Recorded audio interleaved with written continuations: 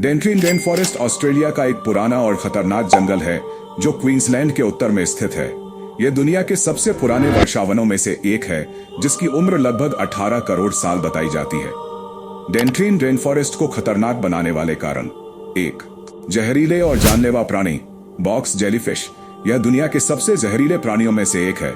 इसका जहर इंसान को कुछ ही मिनटों में मार सकता है। सॉल्ट वाटर क्रोकोडाइल यह दुनिया के सबसे बड़े और खतरनाक मगरमच्छ होते हैं जो पल भर में अपने शिकार को खींच कर ले जा सकते हैं।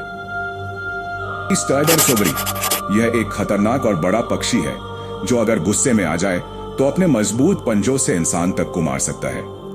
जहरीले सांप यहाँ दुनिया के कुछ सबसे जहरीले सांप भी मिलते हैं जैसे टाइपन और डेथ हेडर।